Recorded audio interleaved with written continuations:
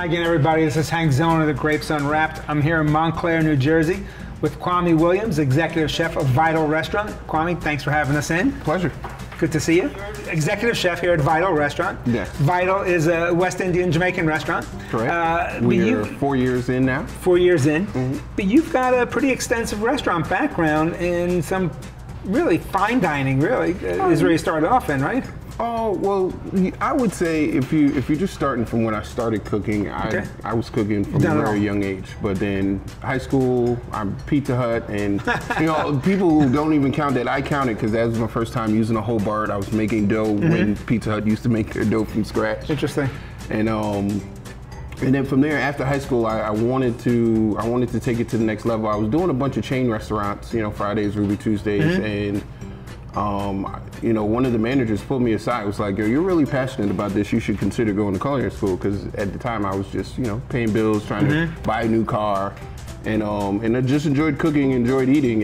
And when he said that, it set right with me. And I looked into culinary school, and never really looked back. After culinary school, did white tablecloth restaurants, as many as I could find in Jersey. Just hopped around and enjoyed it, enjoyed the life, you know. Because while I was out in Harlem, that's when I got a phone call from my older sister, like, "Hey, let's open a restaurant." And I didn't think she was serious, but then she called me the next day, like, "Yeah, no, I'm really serious." So then, before you know it, I was like, "All right, well, I put my notice in. If you're serious, if you think you found a space." We did, and we haven't looked back. Cool. So Vital really is a story about roots, isn't it? Yes. It's your food roots, it's family roots as well, because you're in this with your sisters. The name itself, to me, is extremely important. So I'm big on names, and when we were going through names. We were probably going through names longer than we were doing anything else before the big build-up. But Vital speaks to everything that we're trying to accomplish, right? So even just the name itself, we feel like the atmosphere, the energy that we're trying to bring to any community there where we open up a Vital is vital to the community. The actual logo is cola leaves, and it symbolizes community togetherness. And it's also a play on the Jamaican culture with Ito food. So. You just take the V out and it's Ito. So half of our menu is vegan vegetarian. So then it's in that scenario where you could get a group of 8 people, especially now today, where one person's pescatarian, one person's vegetarian, one person's paleo. This is still a space where there's more than one item for everybody on the menu, and everybody's welcome. And I was going to say, you walk in, it's a welcoming, bright, sunny, friendly place. So it's and that's, I guess, reflected in your menu and in your whole concept of the restaurant. Yeah. People ask me all the time what to drink with certain types of food, and you are, we'll say, largely a West Indian restaurant. It's not a fusion restaurant. It's a heavily West Indian influenced restaurant, but you're trying to integrate other styles and foods into that and all. But the spices and all that you're using are pretty traditional. Tell us about your menu. Tell us how you developed everything. You would give me a little bit of your philosophy earlier. So the menu is just that. It's like, so for me, when I got the opportunity to do my own food and make my own menu, the flavors and the spices that I just grew up on just kept seeping its way into there. So like the dish in front of you right there it's a stuffed avocado, right? But the almonds are curried. Here we have a jerk chicken in front of us, but instead of like a traditional jerk chicken, we smoke it and then we cook it for a couple hours and pull it. So almost like pulled pork, but the flavor is very much jerk. It's very much jerk, and you're serving it with okra fries, which again is it's not your typical batter. Even then, with the batter itself, it's not flour, it's plantain flour. Oh wow! So then this even works for somebody who's gluten free. Correct. But you get the texture, you get the flavors, and then even with the plantain flour, it just gives it its own unique flavor, own unique texture, and people tell us all the time, like, I hate okra, but I love your okra. I'm gonna be honest with you. I just told somebody this week that it's probably something I don't like, and I'm pretty open-minded, but I'm gonna try it. See, there's nothing hateable about that at all. It's very likable. Your sister, one of your two sisters who you're in business with here, is over there laughing. How often do they override you with your choices in the kitchen? It happens. It happens a lot, actually. So Because two of them gets one how of you. we even ended up with a menu that was split, partially vegan, partially non. I wanted to do an all-vegan restaurant, and they fought me. They fought me tooth and nail, and I like the compromise that we came up with, just because it aligns with what we want to do. It aligns with the Jamaican motto. It aligns with the culture. I always tell people, you go to a Jamaican household on any holiday where there's several people, that's what you're gonna get. You're gonna have the one uncle who is vegan. You're gonna have a couple people who don't eat pork.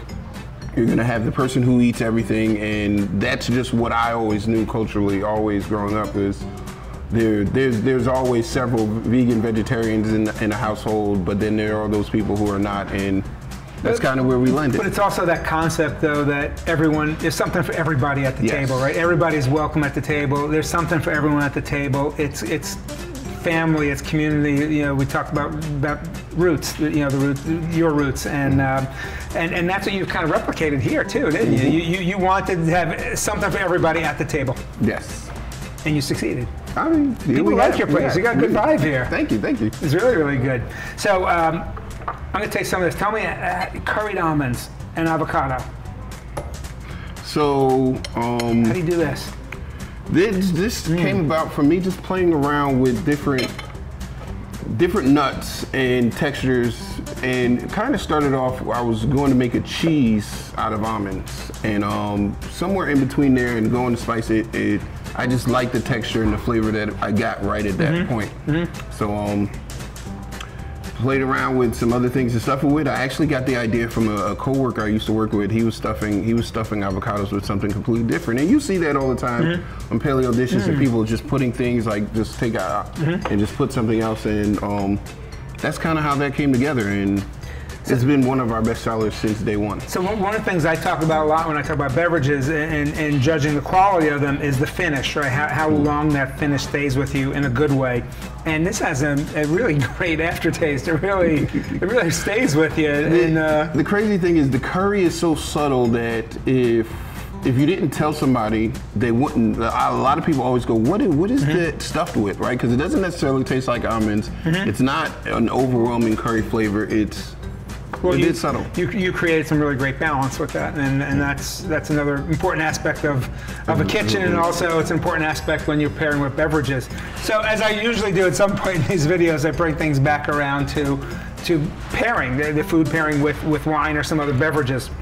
And one of the things I thought about with Jamaican food, Jamaican food is really well known for some great juices, right? Sorrel juice and soursop juice and other fruit juices, ginger beer you mentioned, and what they have in common is they're refreshing. They've got some real vibrancy and acidity, and they really help to balance out a lot of the heat, the smoke, the warmth, and the spice that's in the food.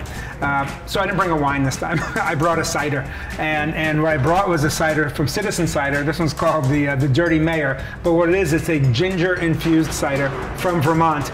And again, just thinking about traditional juices, traditional fruits and foods, I thought that this might go nicely with it. And like I said, I took a sip after trying the curry almond stuffed avocado, and I thought it just like sang together. We're going to try some of this, some of the jerk chicken wrap with this as well too.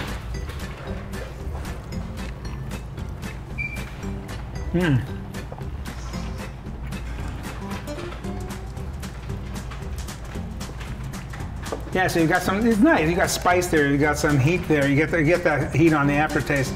There's a little touch of sweetness in there too. And I think with the cider, it really is. Especially the ginger in there. The ginger sort of gives it a little more of a boost in there, a little more kick as well. And that's good together. And your food really has that little extra kick that you really get in the finish, I think. So that's really good. I'm gonna get some more of that. Yeah, get some more of that, man. Cheers. Cheers. I'm glad you like it. I like it too. I like the food too a lot, and I appreciate you having us come in here. Let's do it again sometime. Yes. We'll try to pair up something else with it. So there's no real traditional way to toast in Jamaica, but I think one of the nicest, best greetings is Irie. Yes. So Irie. This is Hank Zona, the Grapes Unwrapped with Kwame Williams at Vital Restaurant in Montclair. We'll see you again next time where we sit and talk with some interesting folks about some interesting food and things to drink and how you eat.